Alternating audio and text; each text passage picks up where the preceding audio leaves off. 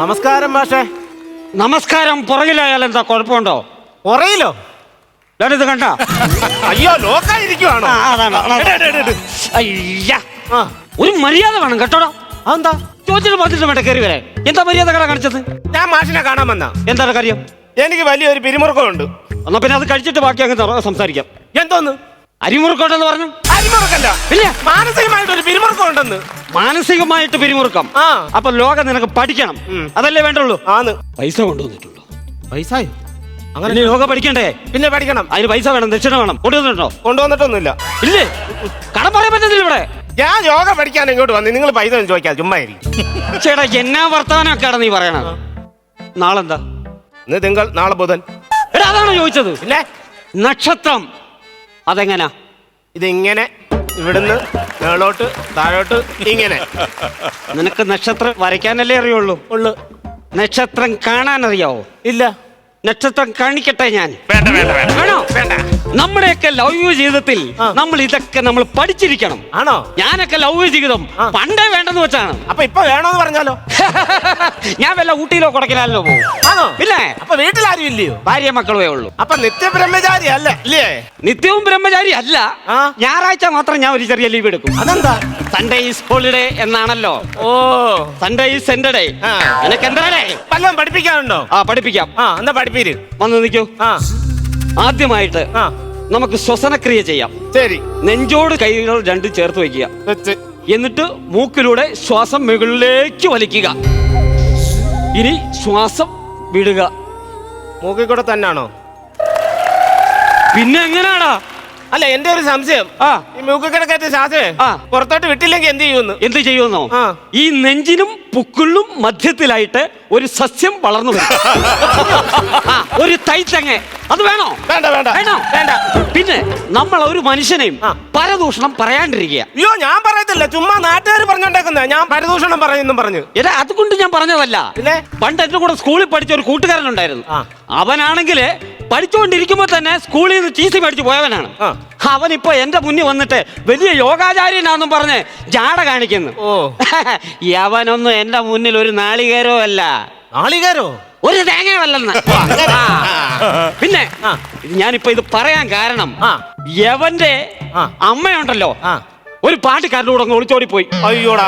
ഇതറിഞ്ഞപ്പോ അവന്റെ അച്ഛന് ഭയങ്കര വിഷമമായി. അച്ഛൻ അറിഞ്ഞ പോയി വേറൊരു പെണ്ണിനെ വിളിച്ചോണ്ട് വീട്ടിൽ വന്നു. ഈ സമയത്ത് പെങ്ങൾ കൊച്ചുണ്ടല്ലോ, അവൾ ഒരു ബംഗാളിയുടെ കൂടെ ഉറങ്ങിപ്പോയി. എന്തൊരു കുടുംബമാണ് ഇത്. ഞാനിപ്പോ എന്തോ പറഞ്ഞു വന്നത്? പരദൂഷണം. അത് നമ്മൾ മാക്സിമം പറയാണ്ടിരിക്കുക. മനസ്സിലായോ? ഒരു കാര്യം ചെയ്യ്, അവിടെ പോയി ഡ്രസ്സ് മാറിയിട്ട് ഇങ്ങോട്ട് വാ. Okay okay. എടി, ഞാനിവിടെ എത്തിയടി. നിങ്ങൾ എല്ലാരും എന്നെ കളിയാക്കത്തില്ലായിരുന്നു എപ്പോഴും. ഞാനിപ്പോ യോഗ ക്ലാസ് വന്നേക്കോ വണ്ണം കുറയ്ക്കാൻ. നീ ഉണ്ടല്ലോ, വണ്ണം കുറച്ച് നല്ല പ്ലുമ്പായിട്ടിരിക്കും. അല്ല, സ്ലിം ആയിട്ടിരിക്കുമെന്ന്. അയ്യോ, മാഷ് നിൽക്കുന്നത്, ഞാൻ സംസാരിക്കട്ടെ. നമസ്കാരം മാഷേ. എന്റെ പേര് സുധ. ഞാൻ തോപ്പുംപടിയിൽ നിന്ന് വരുന്നു. സോപ്പും പൊടിക്കകത്തൊന്ന് വരാൻ നിന്റെ പേര് സുധേന്നായിരിക്കും, ചിലപ്പോ പതയെന്നായിരിക്കും. മാഷേ, എന്റെ വീട്ടിലെ ശാന്തി സമാധാനം ഒന്നുമില്ല. അയ്യോ, അവർ രണ്ടുപേരും കൂടെ എവിടെ പോയി? അയ്യോ, അതല്ല, പിന്നെ വീട്ടിലൊരു സമാധാനം ഇല്ലെന്ന്. ആണോ? പണം വരും പോകും, വരും പോകും, എപ്പോഴും വീട്ടിൽ പണം കാണത്തില്ലെന്ന്. ഒരു കാര്യം ചെയ്യും, ഇനി വരുമ്പോഴത്തേക്കിനും പെട്ടെന്ന് കഥ കടച്ചിട്ട് ലൈറ്റ് ഓഫ് ചെയ്തേക്കണം. ഇറങ്ങി പോകത്തില്ലല്ലോ.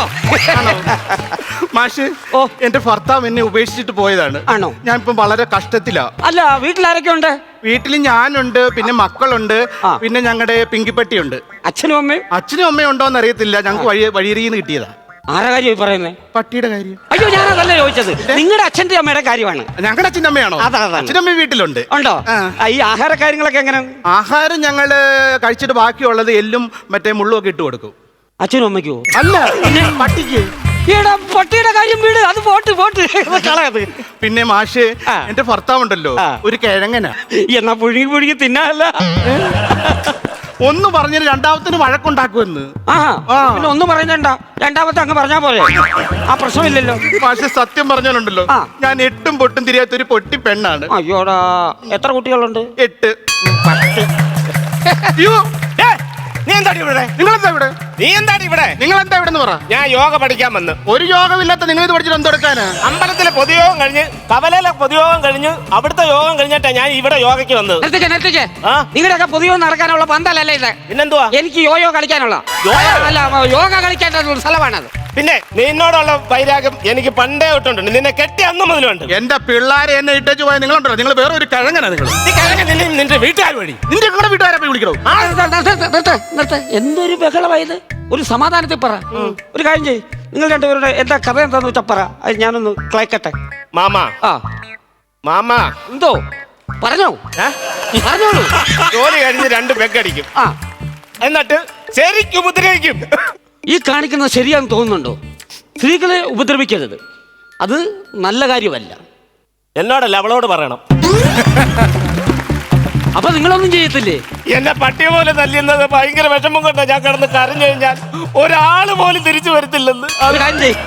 നിങ്ങൾ രണ്ടുപേരും ഏതായാലും യോഗ ക്ലാസ്സിലേക്ക് വന്നതല്ലേ, അടുത്ത് വരൂ, നമുക്ക് ക്ലാസ്സിലേക്ക് കിടക്കാം. തല്ലും വഴക്കൊന്നും ഇനി ഇത് ഉണ്ടാക്കാൻ പാടില്ല. അത് മനസ്സിലായല്ലോ? അപ്പോൾ ഞാൻ ചെയ്യുന്നത് പോലെ ചെയ്യണം, എന്നെ നോക്കി പഠിക്കണം. പറഞ്ഞ മനസ്സിലായോ? നമുക്ക് ആദ്യം മുഖവ്യായാമം ചെയ്യാം.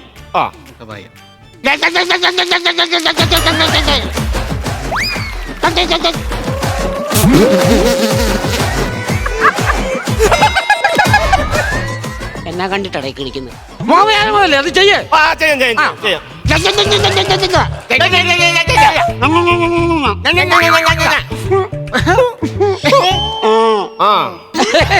ഇനി നമുക്ക് അതൊക്കെ വിട്ടേക്കാം. ഇനി നമുക്ക് ആയുസ് കൂട്ടാനുള്ള ഒരു മരുന്നാണ് ചെയ്യുന്നത്. ചിരി മനുഷ്യന്റെ ആയുസ് വർദ്ധിപ്പിക്കും. അതുകൊണ്ട് അടുത്ത് നമ്മൾ ചിരിക്കാൻ പോവുകയാണ്. ഉള്ളു തുറന്ന് ചിരിക്കുക. അപ്പൊ കൂടെ ചിരിച്ചോണം കേട്ടാ.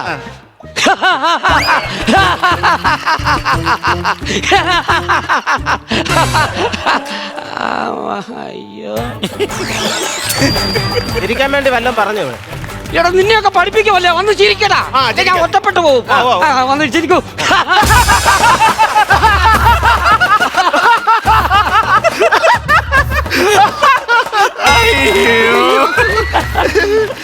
ഇല്ലേ കണക്കൊക്കെ മാറിയോ? പിന്നെ ചേട്ടന്റെ പൊഴുപ്പിൽ കണ്ടപ്പോഴേ എനിക്ക് പിണക്കമൊക്കെ മാറി. ഭയങ്കര യോഗ കഴിഞ്ഞിട്ടേ നമുക്ക് രണ്ടും കൂടെ വീട്ടിൽ പോവാം കേട്ടോ? ഓക്കെ, ശരി ശരി. അയ്യോ, ഇതെന്തുവാ? ചിരിച്ചു കൊളുത്തി പിടിച്ച യോഗ മനുഷ്യല്ലേ? ഇപ്പൊ എന്താ പറ്റി? ഇതൊന്നും മാറ്റിയെടുക്കാൻ പറ്റത്തില്ലേ? അത് യോഗ അറിയാവുന്നവർക്കല്ലേ, എനിക്ക് ആ പണിയൊന്നും അറിയത്തില്ല. എന്റെ പണി വേറെയാ. അപ്പൊ ഈ ഫ്ലക്സോ? അതിനകത്തോണ്ട് സകലമായ രഹസ്യങ്ങളും. അതൊന്ന് നേരെ വെച്ച് നോക്കേ.